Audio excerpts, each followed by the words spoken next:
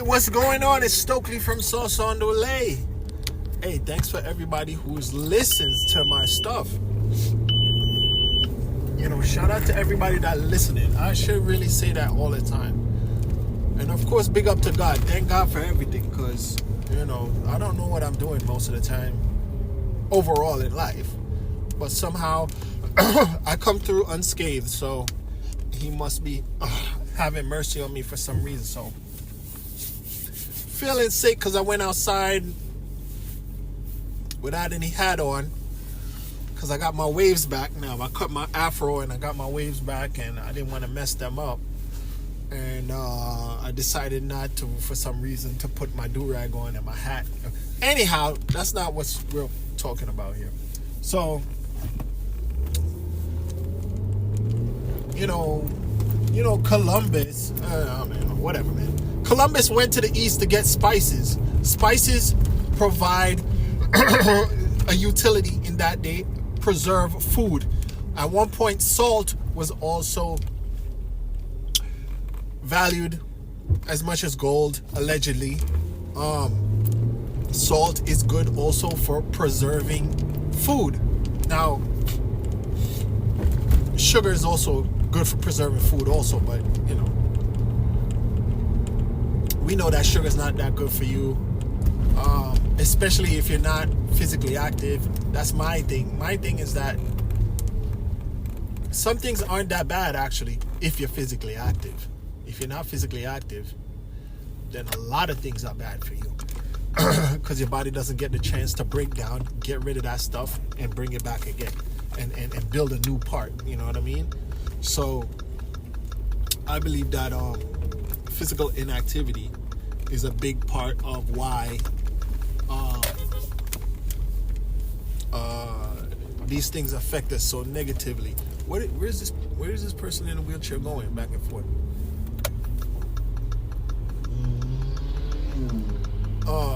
Let me see if I can help this guy. He's got it. Okay, he's got it. Okay. So, anyhow, moving on from that, doing a little research on what herbs and spices are good for fighting cancer or reducing tumors. And I happened upon a PubMed article. The PubMed article is titled, let's see here, what is it titled? I'm going to tell you right now. Just give me a moment. The PubMed article is titled, if they don't get these ads off of my thing, if they got the ads off, I will be able to read it. PubMed article is called "The Role of Herbs and Spices in Cancer Prevention." So this is a United States government published document or page, you know. So from that article that listed a bunch of peer-reviewed research, I scrubbed a list of herbs and spices that are associated with cancer prevention, tumor reduction, and nitrous oxide, inhibition, you know. So nitrous oxides apparently is something that's not good in your body. I didn't know that. So on my list is onion, garlic, turmeric, mustard seed, caraway oil, I don't know what that is, cardamom seed, cinnamon bark, coriander seed, dill seed, fennel oil, ginger root, licorice root, mint oil, paprika, parsley herb, rosemary, sage, thyme, clove, oregano, marjoram, black pepper, chili powder, cumin, basil, cilantro, tarragon, allspice, and saffron. But saffron may be unsafe. Okay, they say in their article that saffron may not be good for you. But guess what? Let me go back to I organized the list now based on just the top ones that I think are the best. And let me see, how far am I gonna go with this? Yeah, let's go down to here. Let's stop at, okay, so it's onion, garlic, turmeric, mustard seed, coriander seed, fennel oil, ginger root, chili powder, cumin, basil, and cilantro. Those are the best ones. And I would advise you keep those things in your pantry and use them if you're eating meat, or you're seasoning meat, or you're seasoning your proteins like beans and stuff like that. You know, those things are pretty good for adding flavor to your food, especially if you don't want to use salt. You know, salt is a preservative, yes. Salt also, you know, our adrenal glands don't really like too much electrolytes, right? And the adrenal glands manage those electrolytes, including salt. So too much salt is not that good, but you know. So according to the same PubMed article, people who eat a lot of meat or salted meats or sugars or processed food are the most prone to get cancer. Now, the cancers that they mostly spoke about in this article were related to the colon. And okay, so since I did not scale this thing, it's all over the place. 1, 2, 3, 4. So these 4 herbs or spices are associated with the most, well, have been identified to prevent colon cancer. To help, let's not say prevent, right? Let's say help, because people get crazy and think that these things are cures. It's not necessarily a cure. It's not a cure. It's going to help. It's going to maybe help, right? So it's onion, garlic, turmeric, mustard seed. Yeah. 1, 2, 3, 4. Okay, these people are running in the road, in the middle of the road. My goodness.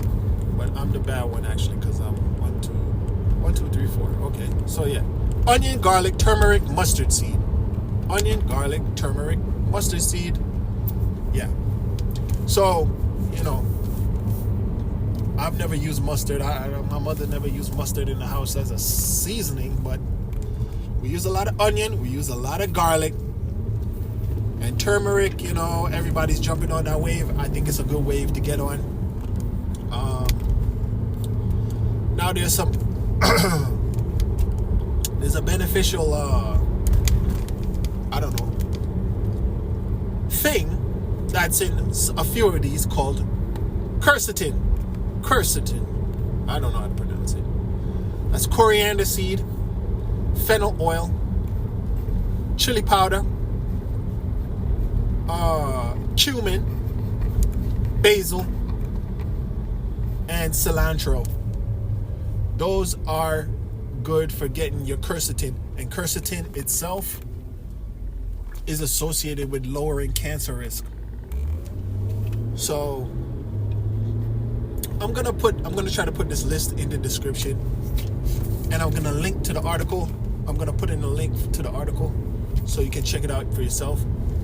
This is my probably 4th time trying to push this out because I kept making mistakes, which is not something that I'm foreign to. But anyhow, moving right along. Too much of some things is not good for you, right? So in the case of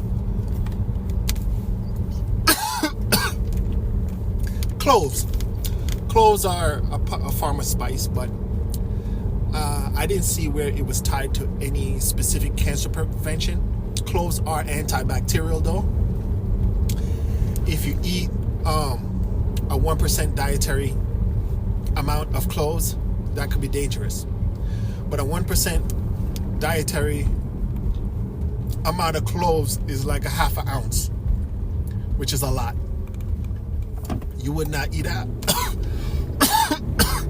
you would not eat a half an ounce of cloves. That's a lot. Now, turmeric could also be harmful at 4% of your dietary intake. 4% of your dietary intake is a whole spice bottle. If you took a whole spice bottle and downed it down your gut and ate it, you probably wouldn't do that, right? You probably would not do that. You probably wouldn't even use 1/10, 1/5, 1/100th of a shaker of spice. Why would you consume a whole spice shaker? The whole thing is 2 ounces. I don't think you would do that. I'm sorry. So if you down that whole 2% every day, you would make yourself sick. You might even encourage cancer by doing that, possibly. Read the article though. But since we're not consuming a whole 2-ounce bottle of turmeric every day, I think we'll be totally fine using it every day. You probably don't even use you probably don't even use 1/10 of an ounce. 2 ounces is 60 grams. You probably don't even use, let's say, maybe 5 grams. 5 grams would be what? 5 into 60 is 12. 1/12. Okay, so you probably don't use even 1/12 of the amount that is necessary for you to be sick from using it. Okay, so, but they still want you to know that you can't overdo it. You can't consume ounces and ounces of spice per day.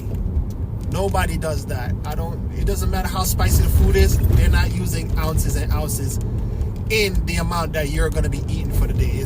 I don't know how to explain it clearly without making it sound like I'm demonizing spices, and without making it sound like, well, I'm going to take a whole spice bottle and eat it. I don't know how to convey that effectively right now. But anyhow,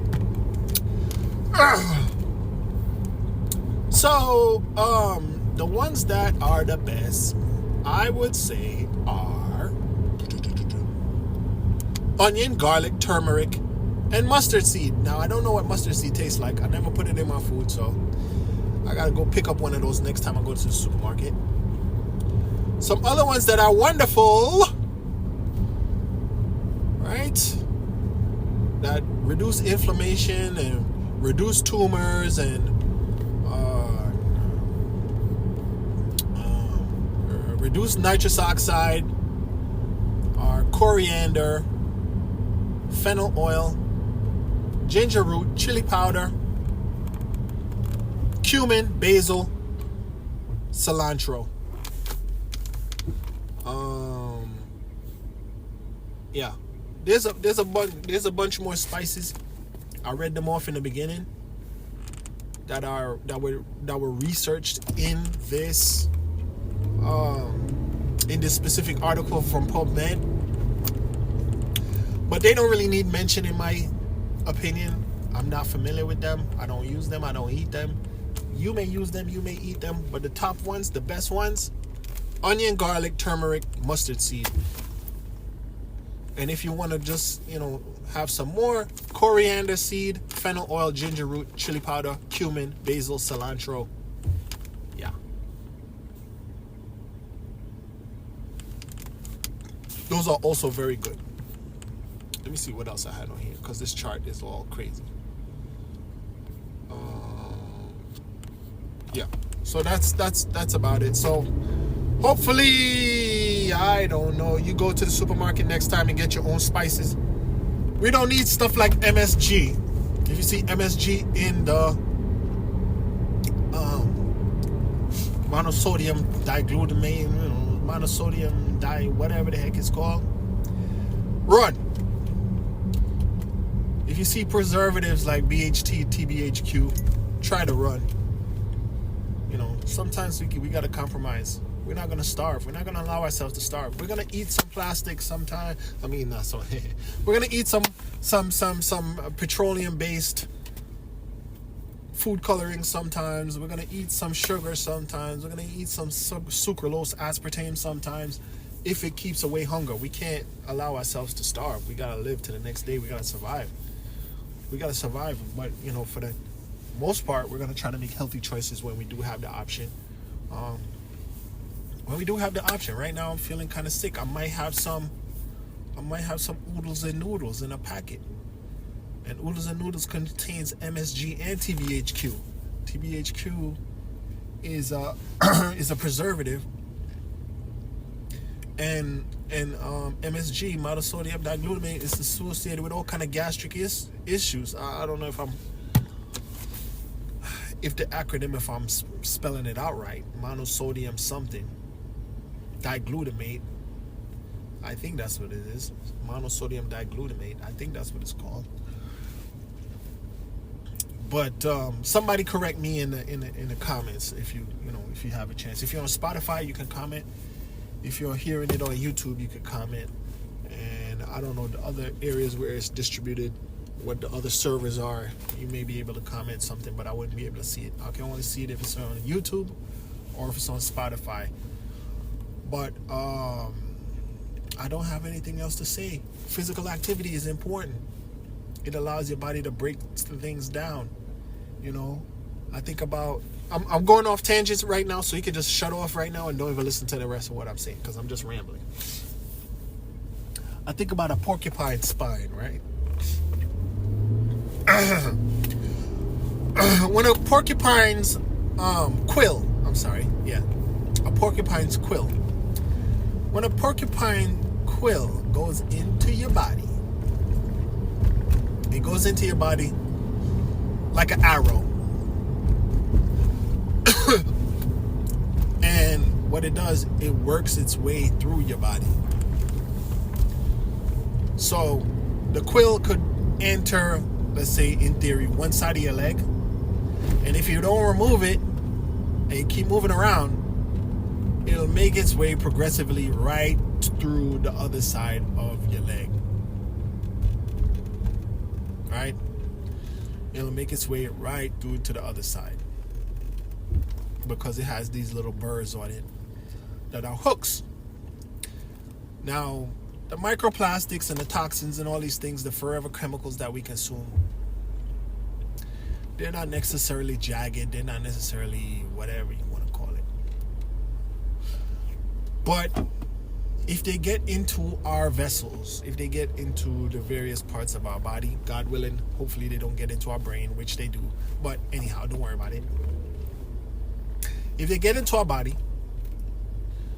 is going into a constant state of renewal, of growth and decay, of flushing, cleaning, all these things. That's why sleep is so important, because your brain flushes, right?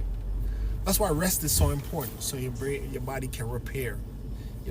A muscle, somebody who's building muscle, they tear their muscle so that a new muscle will grow.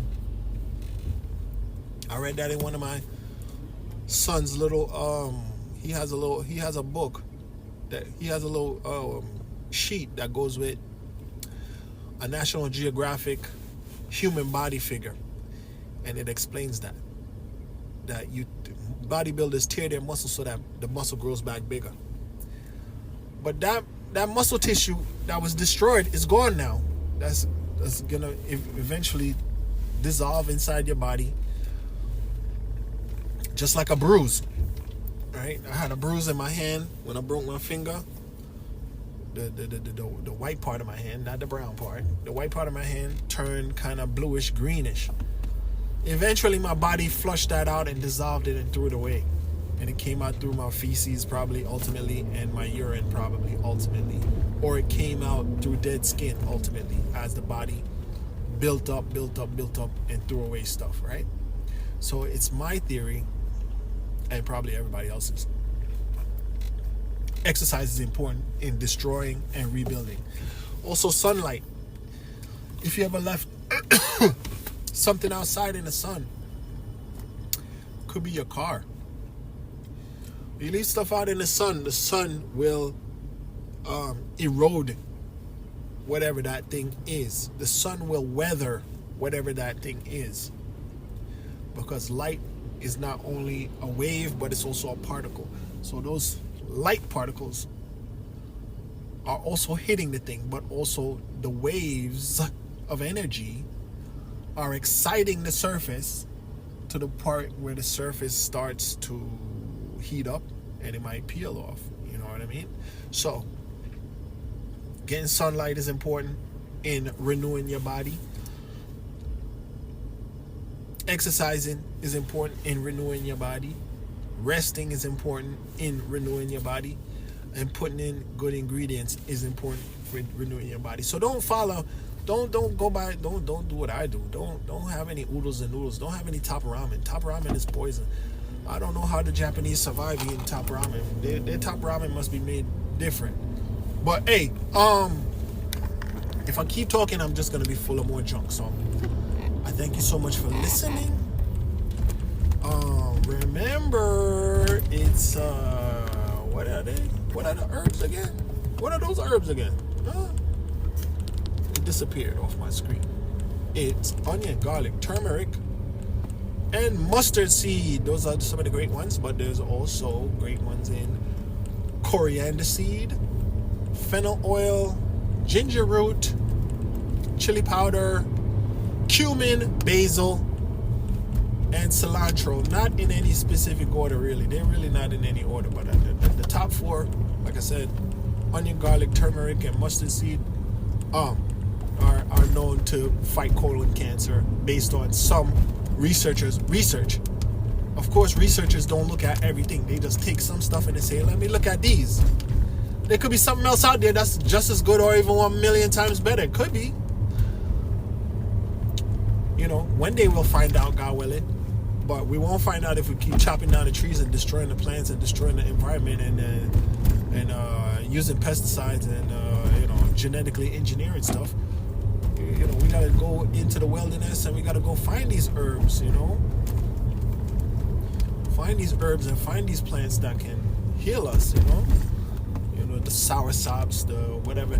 Everybody's talking about shilajit, which I don't even know what it is. I think it's some kind of mold or some kind of fungus, similar to spirulina. Probably spirulina grows in the water, but shilajit grows in the rocks somewhere. I don't even understand how they could provide enough shilajit to satisfy the current demand that's out there, because it's something that grows in caves for the most part, from my limited understanding, or grows in between rocks somewhere in the east. But hey, you know, some of these things you can grow. Onion, garlic, turmeric, you can buy those roots at the supermarket. Mustard seed, I don't know where that comes from. They talk about mustard seeds in the Bible. I've never seen a mustard seed myself. I don't even know what a mustard plant looks like. But hey, I've spoken enough. Thanks for listening. Be well.